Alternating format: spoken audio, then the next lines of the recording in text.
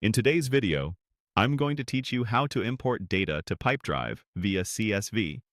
By the end, you'll know exactly where to go in your account, what to click, and what to watch for so your contacts, organizations, and deals land in the right place without duplicates or formatting hiccups. Before we jump in, a quick tip. Have your CSV ready with a single header row and clear column names, like first name, last name, organization, email, or deal title.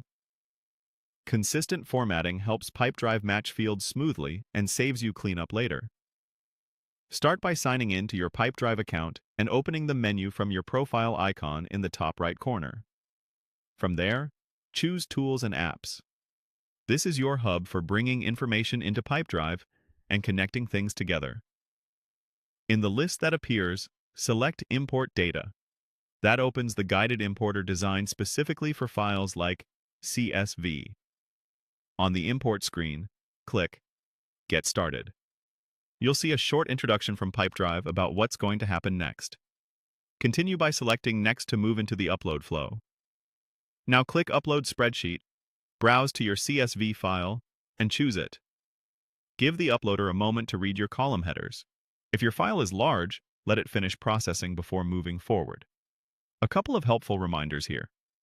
Make sure the file is saved as CSV, dates use a consistent format, and text is plain without special characters that might break the import.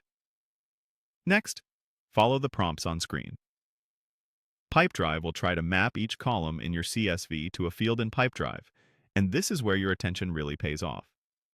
Confirm that names map to people fields, company names map to organizations, and any deal-specific information maps to deals.